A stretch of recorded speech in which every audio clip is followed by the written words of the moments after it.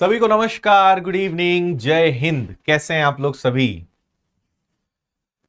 क्या हाल है आप सबके? मुदिता, रोशन, दीक्षा, रोहित, दक्षण, रोशन, पूनम, विवेक, आकाश, कृष्णा, रश्मि, श्वेता, स्वागत है आप सभी का।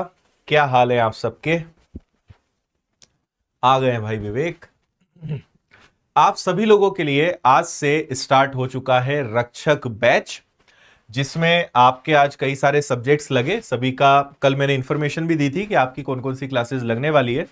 और आज ये हमारी एमपीएसआई को लेकर पहली क्लास है यूट्यूब पर, जिसमें मैं आज आपको पढ़ाने वाला हूं। मेंस का टॉपिक है बेसिकली ये। प्रीलिम्स में तो शायद ही आएगा, लेकिन एमपीएसआई के मेंस में आपको ये टॉपिक देखने को मिलेगा। तो आज इस टॉपिक को सीखेंगे, डेटा इंटरप्रिटेशन, यानी आंकड़ों की जो व्याख्या है, आंकड़ों का विश्लेषण है, डेटा रिलेटेड जो सवाल आते हैं वो इसका हिस्सा है। तो इस सबको सीखते हैं। तैयार है सब लोग? कितने लोग हैं जिन्होंने आज 4 बजे से लेकर अभी तक सारी क्लासेस अटेंड करी है? आपके लिए हमने 5 क्लासेस लेकर आए हैं। 4 बजे से लेकर 8 बजे तक की आज 4 एमपीएसआई की क्लासेस हो चुकी हैं। ये 5वीं क्लास है आपकी मैथ्स की। तो आपका दिन जो है आज मेरे साथ समाप्त होगा। हाँ, 18 फरवरी से जो बैच स्टार्ट होगा विनर्स के एप्लीकेशन पर, वो एकदम जीरो लेवल से रहेगा, बेसिक से रहेगा, स्टार्ट से रहेगा, है ना। ये तो यूट्यूब पे अभी डेमो क्लासेस है, बाकी तो सारी क्लासेस आपकी लगेंगी, ठीक है। तो उसमें सिस्टमेटिक अलग तरीका चलेगा। तो आज हम मेंस का एक टॉपिक पढ़ने वाले हैं एमपीएसआई का, जिसका नाम है डेटा इंटरप्रिटेशन। और आपको ये बता दूं कि यह आपकी 5 घंटे की क्लासेस है। 4 बजे आज रोशन सर ने आपको साइंस एंड टेक पढ़ाया था, और ये एमपीएसआई का है। साइंस एंड टेक पहले एमपीपीएससी में आता था, अब एमपीएसआई में भी आ गया है। 5 बजे लखन सर ने आपको पॉलिटी पढ़ाई, 6 बजे चंद्रभान सर ने हिस्ट्री, 7 बजे गौरव सर ने रीजनिंग, और 8 बजे मैं आ गया हूं आपके लिए मैथ्स लेकर, ठीक है। और कल क्योंकि अभी मध्य प्रदेश के 2-3 एग्जाम्स हैं, तो कल कुछ मैराथन क्लासेस है, इसलिए कल यूट्यूब पूरा पैक है। तो कल आपको गैप मिलेगा। परसों से जो है वापस से फिर अपनी मंडे से क्लासेस सरी लगेंगी। तो ये 10 तारीख का आपका शेड्यूल है। कोई महिला सुपरवाइजर का स्टूडेंट है तो उनके लिए कल ये 5 क्लासेस होने वाली है। इसके अलावा वर्ग 2 में कोई है तो उनके लिए 3 क्लासेस होने वाली हैं। फिर रेलवे के लिए आपकी 2 क्लासेस होंगी, और एमपीपीएससी के लिए शाम को मैं 8 बजे, कल 8 बजे मैं आऊंगा, सॉरी 7 बजे आऊंगा, लेकिन एमपीपीएससी के लिए मैं कल आ रहा हूं, तो उसमें भी आप लोग जुड़ सकते हैं, ठीक है। हाँ, सब लोग पढ़ सकते हैं। जीडी हो या सीजीएल हो या रेलवे हो, ग्राफ वाले क्वेश्चंस, डीआई जो चैप्टर है वो सब में आता है, तो पढ़ कोई भी सकता है, इसमें कोई दिक्कत नहीं है ना। चलिए देखो, ग्राफ वाले जो क्वेश्चंस होते हैं वो कई टाइप के होते हैं। जैसे टेबुलर डीआई होता है, बार ग्राफ होता है, पाई चार्ट होता है, लाइन ग्राफ होता है, हिस्टोग्राम होता है। सारी चीजों को समझेंगे। डीआई जो है, आप समझिए कि प्री तो ठीक है, लेकिन ये एक मेंस में आने वाला टॉपिक है। मेंस में भी कौन सा? तो मेंस में आप जाओगे पेपर 2 में, और पेपर 2 में कौन सा? तो पेपर 2 में पार्ट 2, है ना। मेंस में पेपर 2 में आएगा ये पार्ट 2, जिसमें 150 प्रश्न, 150 अंक का पेपर रहेगा, जिसमें आपके रीजनिंग और मैथ्स दोनों इंक्लूड रहेंगे। तो हमने डायरेक्ट मेंस का टॉपिक आप सभी लोगों के लिए उठाया है ना। ये रहा आपका पहला सवाल। तो मैं आपको सभी क्वेश्चंस के एक एक दो दो टाइप बताऊंगा। जैसे टेबुलर डीआई जो होता है, बेसिकली हम इसको कह सकते हैं कि टेबल्स वाले जो क्वेश्चंस होते हैं, जिसमें इस प्रकार से पूरा टेबल बना हुआ होता है, वो आपको यहां पर देखने को मिलेगा। अगर आपने पहले ये चैप्टर नहीं पढ़ा है तो चिंता बिल्कुल नहीं करनी है। मैं एकदम बेसिक लेवल से आपको चीजें समझाऊंगा, एकदम जीरो लेवल से समझेंगे। तो पहले आता है नहीं आता है कोई फर्क नहीं पड़ता। अभी आप अच्छे से फुल स्क्रीन करके ध्यान से सीखने की कोशिश करिए, है ना, क्योंकि इंपॉर्टेंट टॉपिक है। और एसएससी के हर एग्जाम में आता है, रेलवे के हर एग्जाम में आता है, बैंक के हर एग्जाम में आता है, और भाई एमपीएसआई में तो अब ये मेंस का एक मुख्य हिस्सा हो चुका है, और इवन एमपीपीएससी में भी इसके क्वेश्चंस आते ही हैं। तो ग्राफ वाला जो चैप्टर है ये हर एग्जाम में आता ही है ना। इसमें कोई तकलीफ नहीं होनी चाहिए किसी को। हाँ भाई विमलेश, बिल्कुल आपका सिलेक्शन पक्का है, पर इतना कॉपी पेस्ट करोगे तो हमारी टीम ब्लॉक कर सकती है आपको भाई।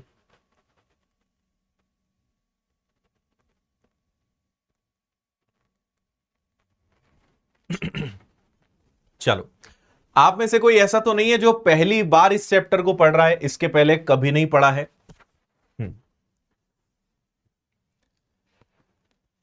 चलो ओके। देखो, मैं आपको चैप्टर शुरू करने के पहले कुछ बेसिक रूल्स बता देता हूं, और ये जो क्लास है ये खत्म होने के बाद आपको टेलीग्राम पर इसकी पीडीएफ भी मिल जाएगी। कहां मिलेगी मैं लास्ट में आपको बताऊंगा, वैसे लिंक डिस्क्रिप्शन में है, वहां से आ जाएगा। देखो, डीआई वाला जो चैप्टर है इसके लिए सबसे पहली चीज बहुत इंपॉर्टेंट होती है, और वो ये कि आपको क्वेश्चन बहुत अच्छे से पढ़ना आना चाहिए। अगर आपको क्वेश्चन अच्छे से पढ़ते आता है तभी आप बहुत आसानी से क्वेश्चन हल कर पाओगे। दूसरी बात, आपको आज के क्वेश्चन सॉल्व करने के बाद समझ में आएगा कि ये चैप्टर इजी है। ये चैप्टर कई लोग बस देखकर मानते हैं कि ये चैप्टर टफ है, लेकिन मैं आपको आज बता रहा हूं कि ये क्वेश्चन, इसके जो डीआई के क्वेश्चंस आते हैं काफी इजी आते हैं, इसमें कोई टफ जैसी बात नहीं आती है। और तीसरी बात आपको बताता हूं, इसमें सबसे ज्यादा अगर कुछ इंपॉर्टेंट है तो वो है कैलकुलेशन। और कैलकुलेशन अच्छा करने के लिए जो मैं बात हर बार कहता हूं कि भाई कम से कम 30 तक के पहाड़े याद कर लो, 50 तक के वर्ग याद कर लो, है ना, और इसके अलावा घन याद कर लो 30 तक। इतना करने के बाद थोड़ा सा पेन के बिना कैलकुलेशन की प्रैक्टिस करोगे, आप बहुत अच्छा परफॉर्म करोगे। And last but not the least, 2 chapters का आपको बेसिक पता होना चाहिए, रेशो और परसेंटेज। इन 2 चैप्टर का बस आपको बेसिक पता होना चाहिए कि भाई रेशो कैसे कन्वर्ट करते हैं, रेशो से कैसे वैल्यू निकालते हैं, परसेंटेज कैसे निकालते हैं किसी भी नंबर्स का, ये सब बातें आपको पता होनी चाहिए। ठीक है, तो मैं आपको ये सारी चीजें सिखाऊंगा, कैलकुलेशंस भी बताऊंगा, शॉर्टकट्स भी बताऊंगा, सारी बातें बताऊंगा। एक बार जल्दी से रिपीट कर रहा हूं। सबसे पहली बात क्या है कि आपको क्वेश्चन अच्छे से पढ़ते आना चाहिए, वो मैं आपको अभी सिखा रहा हूं। दूसरी बात कि चैप्टर काफी इजी है, दिखने पे कभी मत जाओ कि कितना खतरनाक दिख रहा है, उससे कुछ नहीं होता। तीसरी बात कि ये चैप्टर आपकी कैलकुलेशन की परीक्षा लेता है कि आपका कैलकुलेशन कितना अच्छा है, और कैलकुलेशन बेसिक चाहिए। कई लोगों को ये भी याद नहीं होता है और वो परेशान होते हैं, बहुत टाइम लगाते हैं मैथ्स में। इस पर मेहनत कर लोगे तो आपका समय बहुत बच जाएगा। और चौथी बात कि आपको रेशो और परसेंटेज का बस हल्का फुल्का बेसिक अगर पता है तो आप क्वेश्चन को आराम से कर पाएंगे। ठीक है, हाँ। बैच इसका 18 फरवरी से विनर्स के एप्लीकेशन पर शुरू हो रहा है, तो आपको केवल प्री ज्वाइन करना है, आपको सिर्फ मेंस ज्वाइन करना है, आपको प्री और मेंस दोनों का बैच ज्वाइन करना है। तीनों बैच उपलब्ध है, मैं जानकारी अभी दूंगा। और 18 फरवरी से ही इंदौर में ऑफलाइन क्लासेस भी, मतलब विनर्स के सेंटर पर ऑफलाइन बैच भी स्टार्ट हो रहा है। तो ऑफलाइन पढ़ना है तो आप इंदौर आ जाओ, ऑनलाइन पढ़ना है तो विनर्स के एप्लीकेशन पर। दोनों के लिए तारीख 18 फरवरी है। और ये जो क्लासेस है यूट्यूब पर, ये केवल 17 फरवरी तक रहेगी। 18 फरवरी के बाद एमपीएसआई की डेमो क्लासेस यूट्यूब पे बंद हो जाएगी और एप्लीकेशन पे नया बैच एकदम 0 लेवल से शुरू हो जाएगा फ्रॉम 18 फरवरी से, है ना। और कल एक वीडियो मैंने बनाया था जिसमें मैंने बताया था कि आपको तैयारी अभी शुरू करना चाहिए, नोटिफिकेशन का इंतजार करना चाहिए, नए सिलेबस में सिलेक्शन हो पाएगा कि नहीं, ये सब बातें आपको हम बता ही चुके हैं। चलिए, अब देखो, आपसे कहा गया है नीचे दी गई तालिका किसी शहर के विद्यालयों में नियुक्त प्राथमिक विद्यालय के शिक्षकों की संख्या का जिलावार आंकड़ा है। भाई सबसे पहले ये बताते हैं कि ये ग्राफ है किस बारे में, और फिर दूसरे बारे में बताते हैं कि अब हमें आपसे क्या चाहिए। इन्होंने कहा कि ये आपको अलग अलग डिस्ट्रिक्ट हैं जहां पर बता रहे हैं कि भाई मेल टीचर्स कितने हैं और फीमेल टीचर्स कितने हैं। ये बता दिया इन्होंने कि भाई जैसे नॉर्थ है तो यहां पे 1075 मेल टीचर हैं, 2651 फीमेल टीचर्स हैं। ठीक है, अब आते हैं प्रश्न में। 5 जिलों में महिला शिक्षकों की औसत संख्या कितनी है? महिला शिक्षकों की औसत संख्या कितनी है, यानी इन सबको जोड़कर आपके पास जो भी वैल्यू आती है उसको किससे भाग दे देना है, 5 से, और आपको आंसर मिल जाएगा। मैं अपनी एक छोटी सी चीज आपके साथ और ऐड करना चाहूंगा। कैलकुलेशन के साथ साथ एक और चीज, नए जमाने की चीज आप सबको आनी चाहिए, जिसका नाम है डिजिटल सम। और अगर आपको डिजिटल सम आता है तो बहुत अच्छी बात है, और नहीं आता है तो आप वैसे भी बहुत सारे लोगों में पीछे हो जाओगे। इसलिए डिजिटल सम जरूर अच्छे से पढ़ लेना। हाँ भाई अभिषेक गौतम, क्या प्रश्न है भाई अभिषेक गौतम आपका? पेमेंट काहे कर दिए तुम इतना सारा?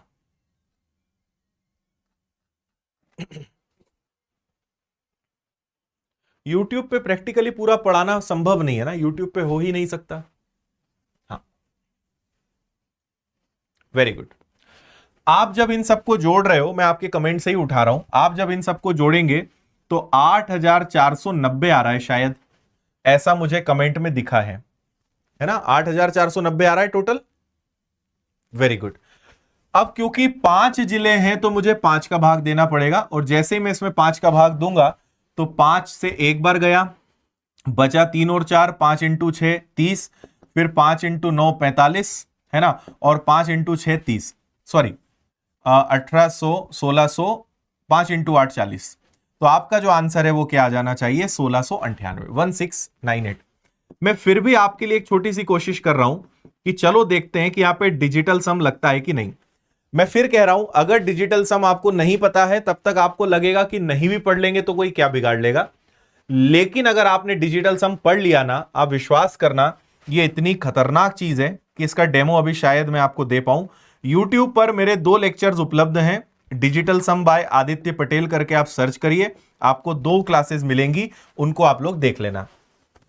एक बार बता देता हूं भाई, नॉर्मल तरीका तो है सबको जोड़ के 5 का भाग दे दो, एक बार चेक करते हैं कि क्या ये डिजिटल सम से भी सॉल्व हो रहा है। तो देखो यहां पे 9 गया, डिजिटल सम में 9 हटा देते हैं तो 6 और 1 कितना बचा, 7। यहां पर 8 और 1 9 गया, ठीक है, 8 और 1 9 गया और 9 गया, तो यहां पर बचा केवल 6। यहां पर 7 और 2 9, 8 और 1 9, यानी कुल मिला के 9 ही बचेगा। यहां पे 7 और 2 9 गया तो बचा केवल 3। तो अच्छी बात क्या है कि सभी ऑप्शंस का डिजिटल सम अलग अलग है। अब आप मेरे साथ देखना, अब यहां पे 7 और 2 9 गया तो 5 और 3 8 बचा। यहां पे 6 2 8 और 1 9 गया तो केवल आपके पास 5 बचा, है ना। 5 और 2 7 और 1 8 आ गया। यहां पे 8 और 1 9 गया तो 5 आ गया। यहां पे 9 गया, 8 और 5 13, 13 का मतलब आ गया आपका 4। अब देखो 8 और 5 13, 8 और 5 13 हो गया 26, 26 में 4 जोड़ दिया तो आ गया 30, और 30 का डिजिटल सम होता है 3।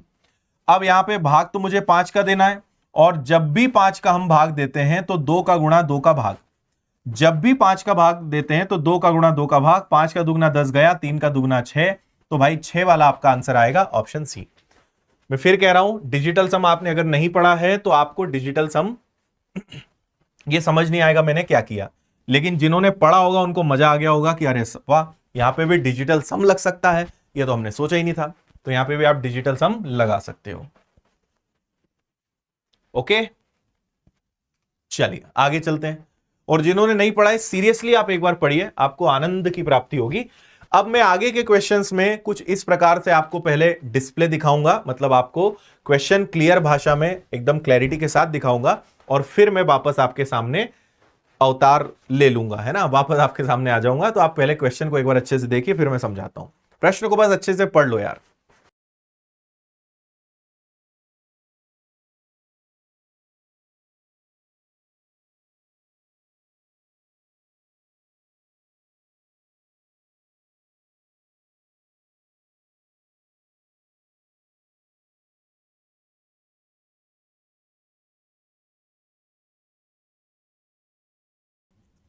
पढ़ा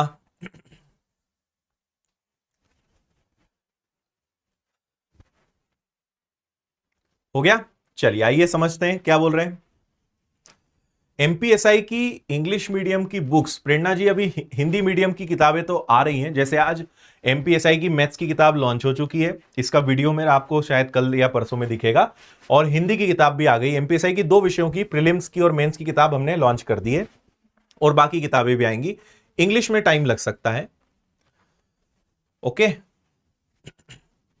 देखिए दी गई तालिका का अध्ययन करें, नीचे दिए गए ग्राफ का उत्तर दें। तालिका 6 अलग अलग स्कूलों की 6 अलग अलग कक्षाओं में पढ़ने वाले विद्यार्थियों की संख्या दर्शाती है। स्कूल पी से कक्षा 10 में पढ़ने वाले विद्यार्थियों की संख्या सभी स्कूलों में मिलाकर कक्षा 10 में पढ़ने वाले विद्यार्थियों की संख्या का लगभग कितना प्रतिशत है। तो भाई देखो, स्कूल 10 के बारे में बोला है तो आप इस पे फोकस करो। अब इन्होंने कहा है, और इन्होंने एक बहुत शानदार काम क्या किया है कि आपको टोटल करने की जरूरत नहीं, इन्होंने पहले से ही बता दिया कि किस स्कूल में टोटल कितने बच्चे हैं। तो स्कूल 10 में, मतलब क्लास 10 में टोटल कितने बच्चे हैं, 910। इनका यह कहना है कि स्कूल पी के जो बच्चे हैं, स्कूल पी के जो बच्चे हैं, पी में स्कूल 10 में पढ़ने वाले बच्चे सभी स्कूलों में पढ़ने वाले बच्चों का लगभग कितना प्रतिशत है। मैं आपको फिर याद दिलाना चाहूंगा, मैंने पहले ही कहा था कि यहां पे रेशो और परसेंटेज 2 चैप्टर का बेसिक बस आपको पता होना चाहिए। क्या मतलब इसका, स्कूल पी में कितने बच्चे पढ़ रहे हैं, स्कूल पी में 144 बच्चे पढ़ रहे हैं, और जो सारे बच्चों को मिलाकर 910 है, इसका कितना परसेंट है? यानी टोटल 910 लोगों में से 144 लोग कितना प्रतिशत मायने रखते हैं, यह आपसे पूछा है। पी में पढ़ने वाले बच्चे, सारे बच्चों का लगभग कितना परसेंट है, यह आपसे बस यहां पे पूछा है। सॉल्व कर लेते हैं। और आपसे आंसर लगभग में पूछा है तो हम लगभग मानकर कर सकते हैं। मैं आपको एक बात बताता हूं, आप तो 144 है, इस 910 को आप तो लगभग 900 मान लो। लगभग के केस में लगभग मान के करते हैं। 2 जीरो से 2 जीरो गए, 9 का भाग दिया तो भाई लगभग 16% के आसपास आपका आंसर आएगा। लगभग में पूछा है तो हम भी लगभग करेंगे। 910 क्यों ले, 900 ही ले लेते हैं, समझे? अप्रॉक्स 900 ले लेते हैं। और ऑप्शन काफी दूर दूर है तो हम 900 मानकर बिंदास आंसर दे सकते हैं, और वो भी हमसे यही चाहते थे।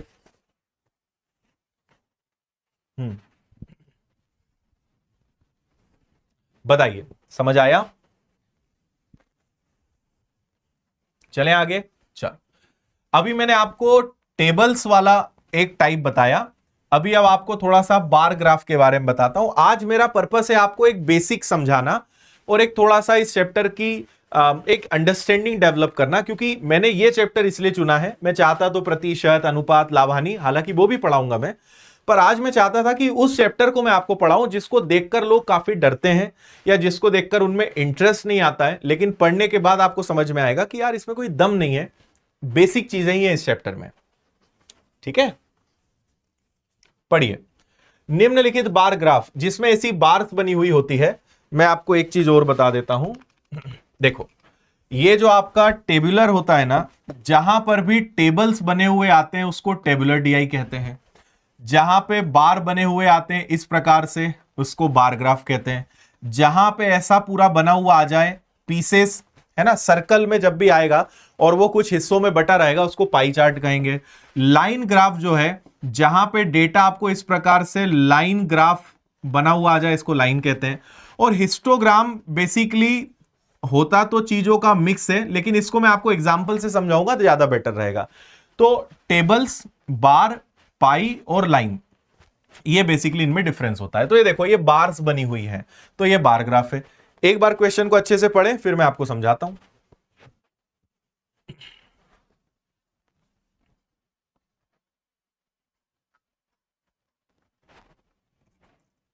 पढ़ो भाई, फटाफट पढ़ो अच्छे से, फिर समझा रहा हूं मैं आपको।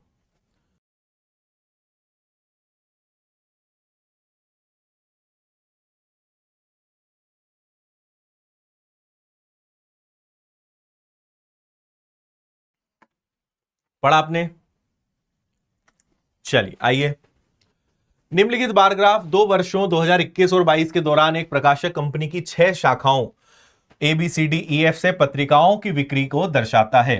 किसकी शाखा से कितनी पत्रिकाएं बिकी, ये आपको यहां पर दिखाया है।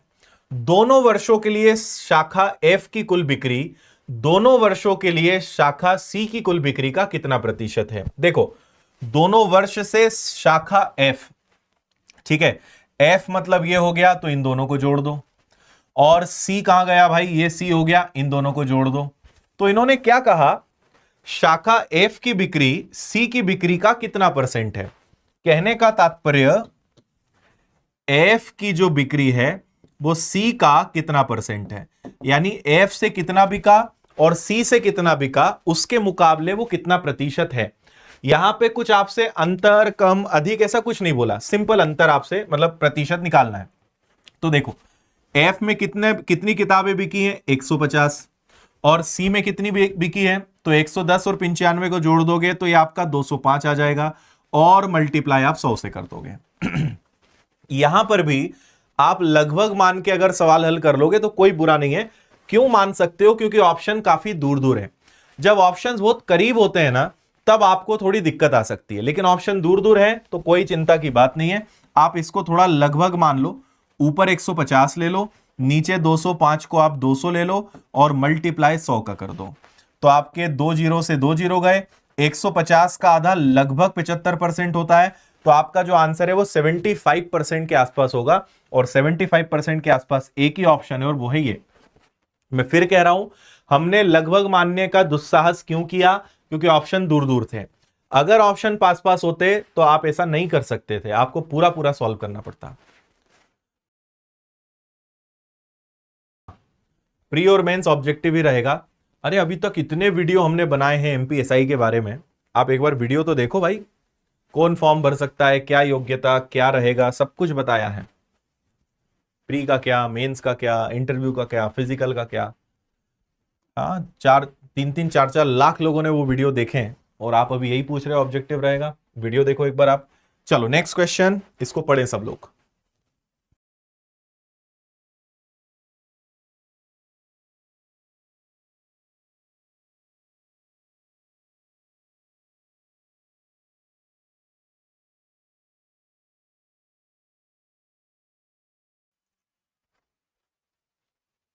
पढ़िए, जल्दी से पढ़िए।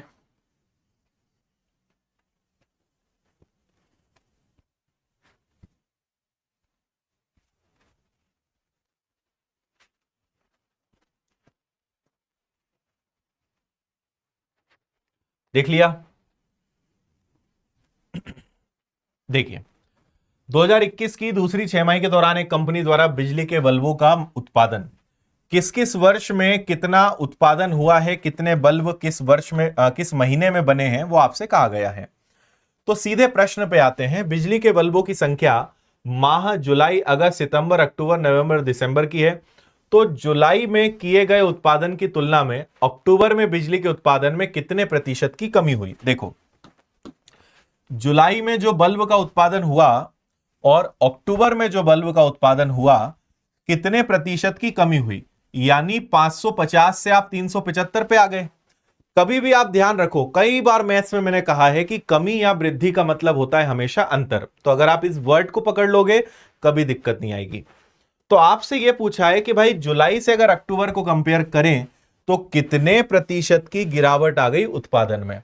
कंपेयर किससे करना है? जुलाई से। 550 की तुलना में अब मुझे बताइए दोनों के बीच का अंतर।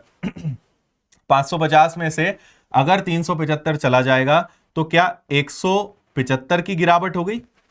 इन दोनों के बीच का अंतर क्या 175 होगा? है या ना?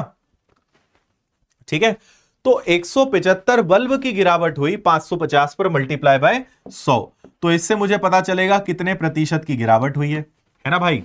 तो 0 से आपका 0 गया, 5 से अगर उड़ाओगे तो ये हो जाएगा आपका 5 तिया 15, बचेगा 2 5, 5 इंटू 5 25 और एक 0 अपनी जगह है। और 5 से इसको उड़ाओगे तो ये 11 बार आ जाएगा। अब अगर मैं 11 का भाग इसमें देने जाता हूं तो 11 तिया 33, बचेगा 2 0, 11 एकम 11, बचेगा 9 0। तो 11 इंटू 8 88, 11 इंटू 9 99, है ना? 11 इंटू 3 33, 11 एकम 11, तो बचेगा आपके पास कितना? 9 0, 11 इंटू 8 88। तो 31.8% के आसपास आंसर आएगा, जो कि ऑप्शन सी है, 31.82। सही है? सी बिल्कुल ठीक है।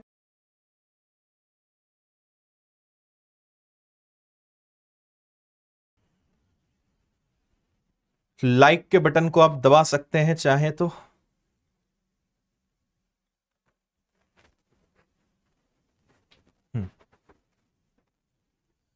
क्या ये एसआई बैच है? भाई तुम क्या करोगे? एसआई के लिए आंखें बहुत जरूरी है, और जहां आंखों का काम है वहां तुम कर ही नहीं रहे हो, है ना? सब लिखा है फिर भी पूछ रहे हो। हाँ, मैं आपको एक छोटी सी जानकारी दे दूं, फिर इसके आगे के प्रश्नों पर हम चलेंगे। जैसा मैंने कहा कि ये डेमो क्लास है। 18 फरवरी से विनर्स के एप्लीकेशन पर नया और एकदम जीरो लेवल से सिस्टमेटिक रक्षक बैच हम शुरू कर रहे हैं। आपको सिर्फ प्रीलिम्स की तैयारी करनी है तो उसकी फीस 999 है। सिर्फ मेंस की तैयारी करनी तो 1499, और प्री प्लस मेंस की तैयारी करनी है तो 2399। 18 फरवरी से नए बैच है। पूरा syllabus, proper lectures, recorded classes, live classes सब मिलेगा आपको इसमें, है ना? ये आप देख सकते हैं। और अगर आप चाहते हैं इंदौर आकर ऑफलाइन पढ़ना तो ऑफलाइन में आपको 2 बैच मिलेंगे। सिर्फ मेंस का करना है या प्री प्लस मेंस का करना है। 18 फरवरी से ऑफलाइन में बैच स्टार्ट हो रहा है, और विनर्स के जो पुराने बच्चे हैं उनको विशेष डिस्काउंट इसमें रहेगा। चलिए अगले सवाल पर चलते हैं। बाकी जानकारी बैच की मैं आपको लास्ट में दूंगा, अभी आप पढ़ो।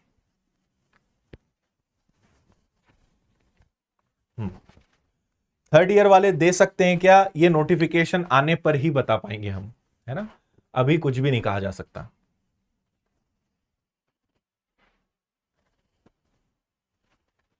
एमपीएसआई की मैथ्स की और हिंदी की 2 किताबें लॉन्च हो चुकी है हमारी, बाकी किताबें आ रही है, और मैथ्स की जो किताब है वो प्री प्लस मेंस है, दोनों में काम आएगी।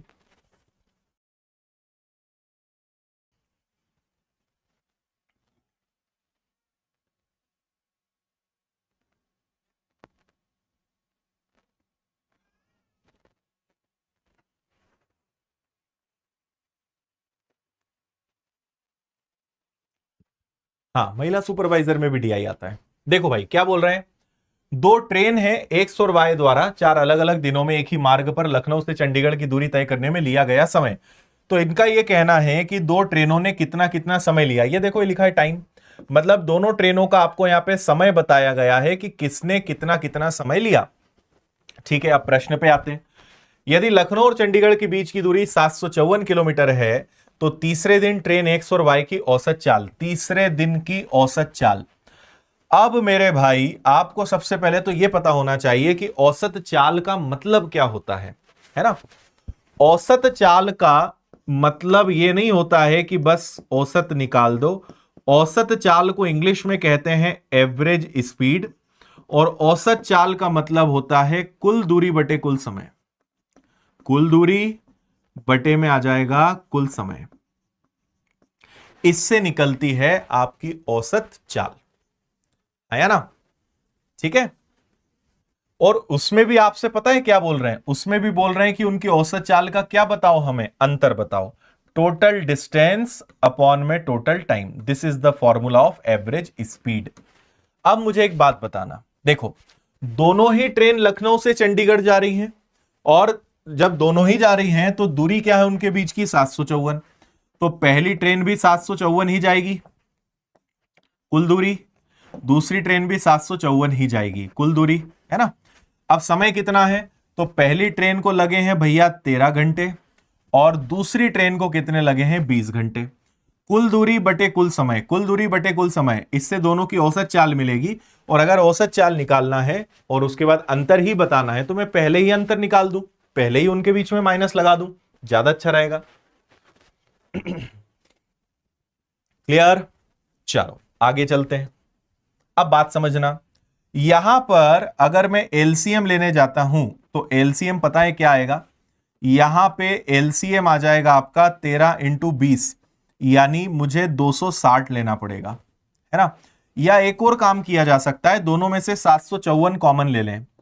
अगर 754 कॉमन ले लें तब भी एलसीएम तो 260 ही लेना पड़ेगा, लेकिन 13 से काटेंगे तो 20 बार, और 20 से काटेंगे तो 13 बार, 20 से काटेंगे तो 13 बार।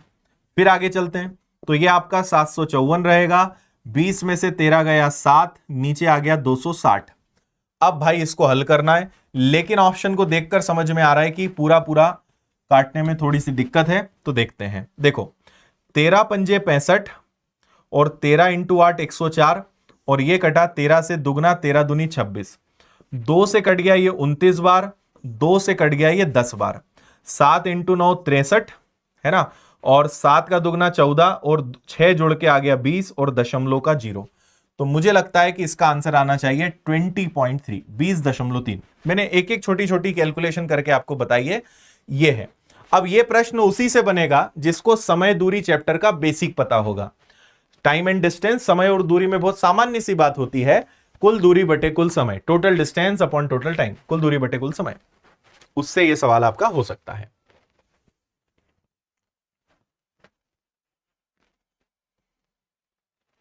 आया भाई, है ना, कुल दूरी बटे कुल समय।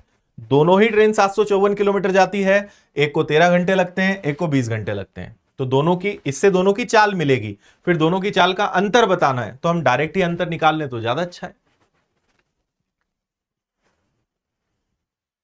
ठीक है, चलिए अगला टाइप देखते हैं। अगला टाइप है हमारा पाई चार्ट। जैसा मैंने कहा कि एक सर्कल आता है, वृत्त आता है, और उसके अलग अलग ऐसे पीसेस करते हैं, टुकड़े करते हैं, इसको क्या कहते हैं, इसको कहते हैं पाई चार्ट। ठीक है भाई, चलो बहुत इजी सवाल है, आप आराम से आंसर दे पाएंगे। मैं गायब हो जाता हूं और आपको ऐसे दिखाता हूं।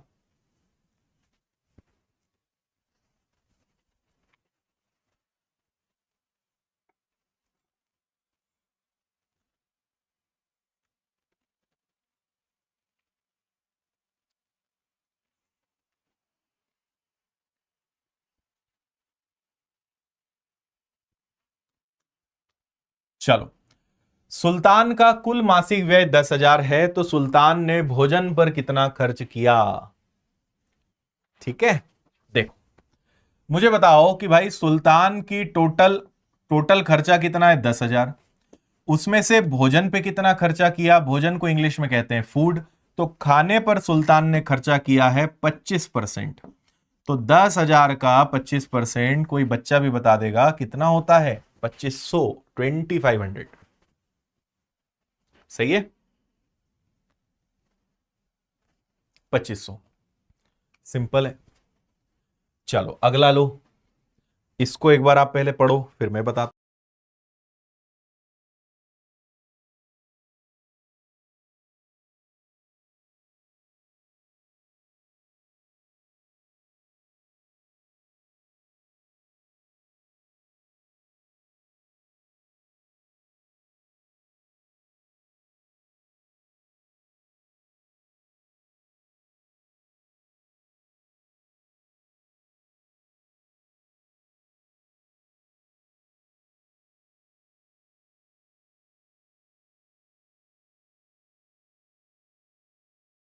हाँ जी, देख लिया आपने।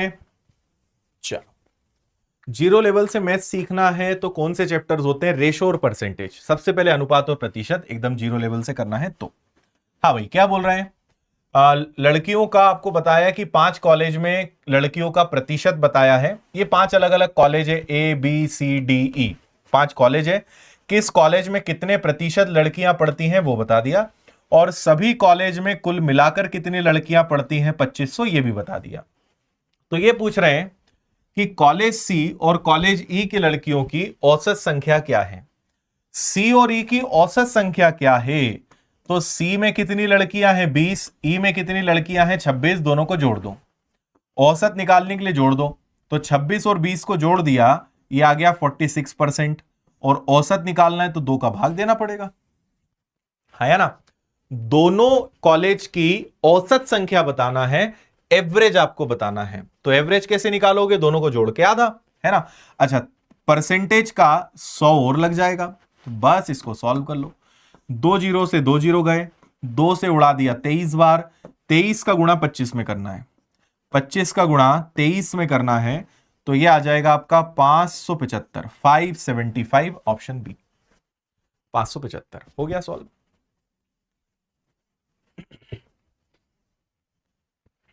ठीक है,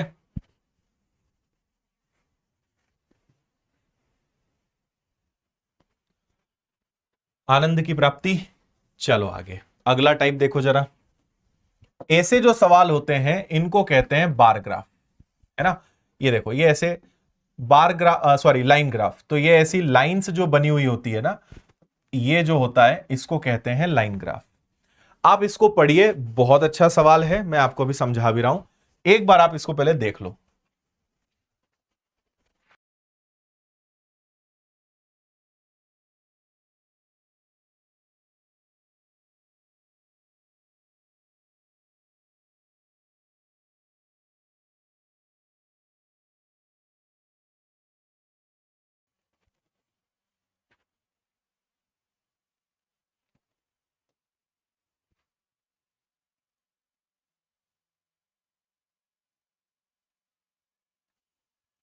हाँ जी, देख लिया आप सबने? अच्छा, अब सुनना, यहां पे आपको एक नया कॉन्सेप्ट भी सीखने को मिलेगा। इन्होंने आपसे क्या कहा है कि 2017, ठीक है, 2020, 2021। पहले तो इन्होंने ये कहा कि 2017 से 2021 के दौरान किस कंपनी ने कितना प्रतिशत लाभ कमाया है। जैसे इसने 40% लाभ कमाया, इसने 45 कमाया, इसने 35 कमाया, इसने 60, इसने 55। और ये क्या है? तो ये लाभ है। किस कंपनी ने किस वर्ष में कितना प्रतिशत लाभ कमाया, ये आपको यहां पे कहा गया है। ठीक है भाई, आगे सुनो।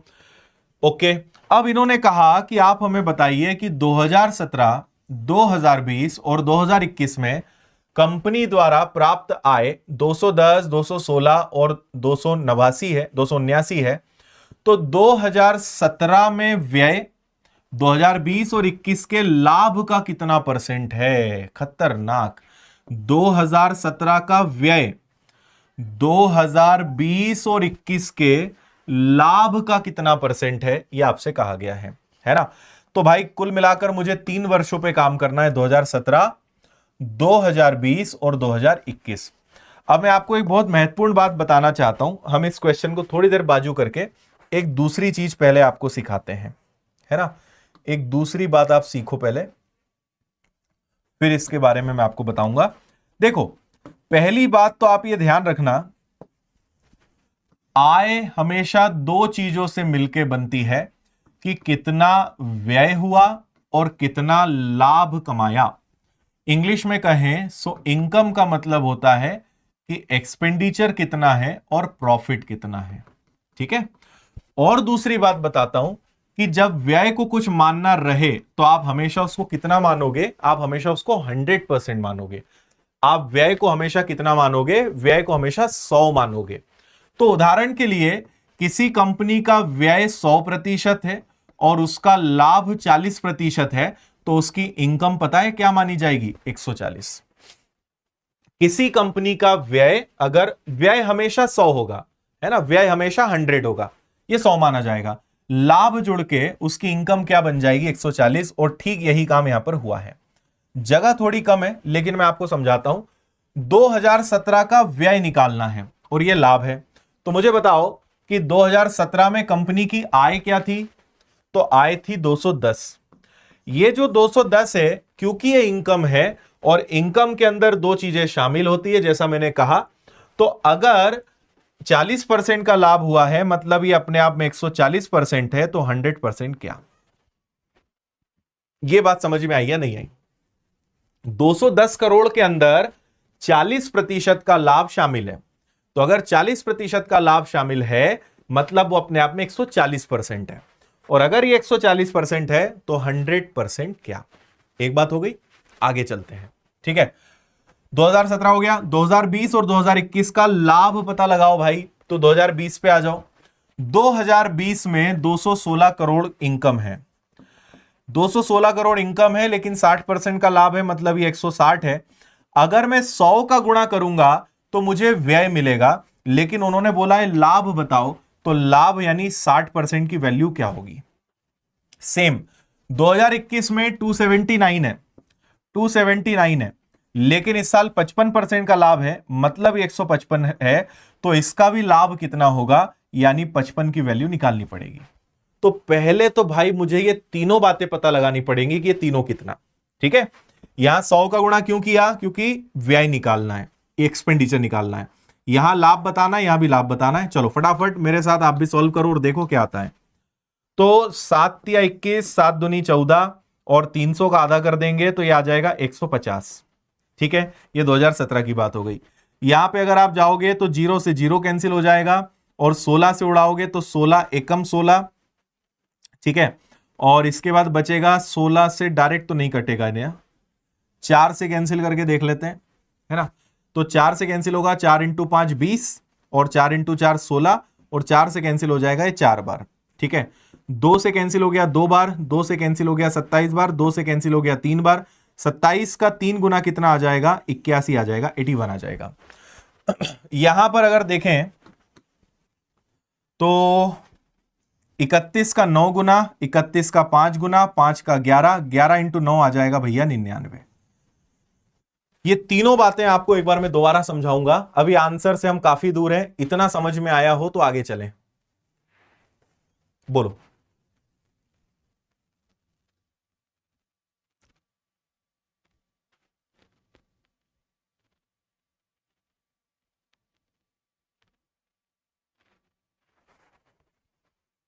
चलें आगे।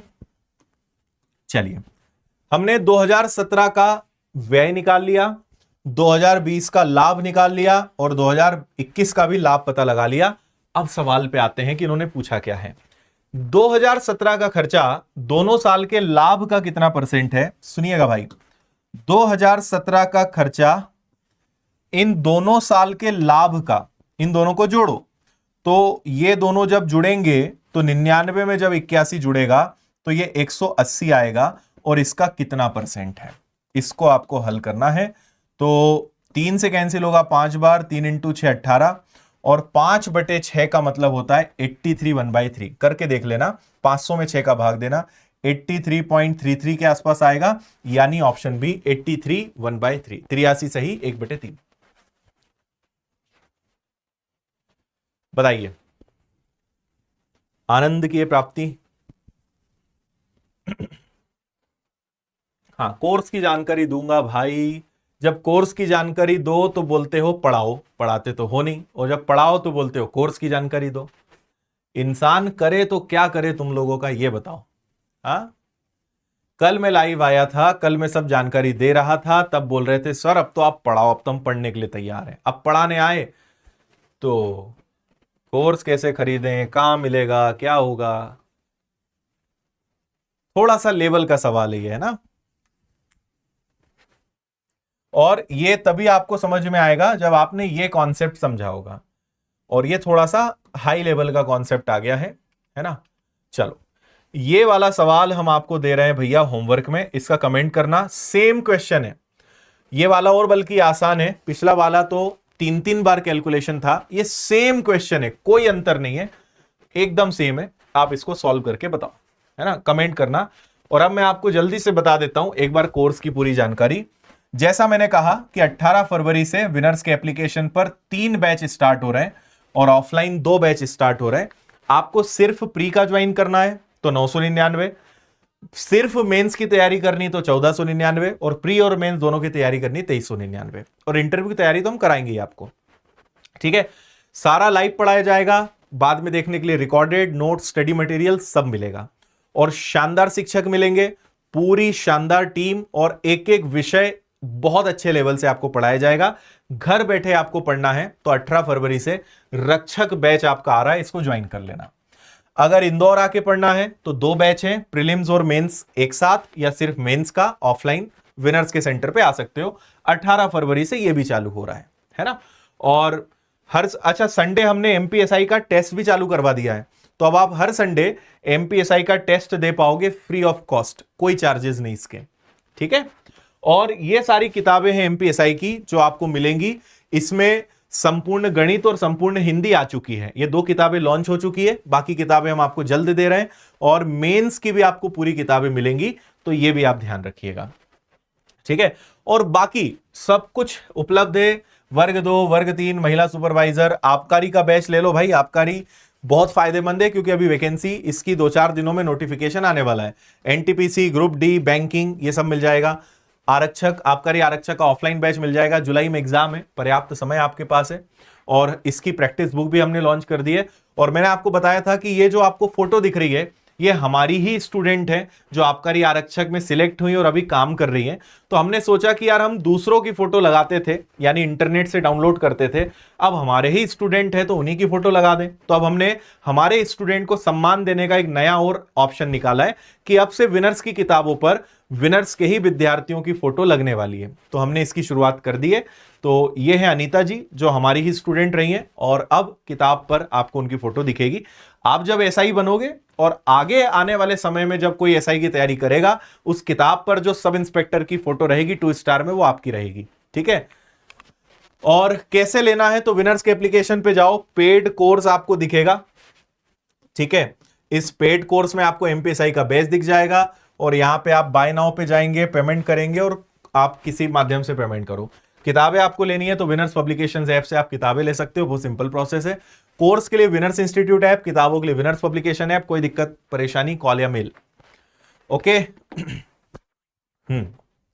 उम्मीद है आज का सेशन आपको अच्छा लगा होगा। जाते जाते लाइक के बटन को दबाइएगा, इस वीडियो को उस व्यक्ति के पास पहुंचाइएगा जो एमपीएसआई बनना चाहता है और तैयारी करना चाहता है ना। और आगे भी अब आपकी रोज क्लास होगी, मैंने शुरुआत में भी दिखा दिया था, तो डेली आपकी 4 से 5 घंटे की एमपीएसआई की क्लास यूट्यूब पे होगी 17 फरवरी तक। 18 से विनर्स के एप्लीकेशन पर बैच स्टार्ट हो जाएगा। ओके, चलिए भाई, जय हिंद, खुश रहिए, मस्त रहिए, मुस्कुराते रहिए। इस क्लास की पीडीएफ विनर्स के टेलीग्राम चैनल पे मिल जाएगी, लिंक डिस्क्रिप्शन में है, वहां से आप डाउनलोड कर लीजिएगा। चलिए, गुड नाइट, ध्यान रखिए अपना।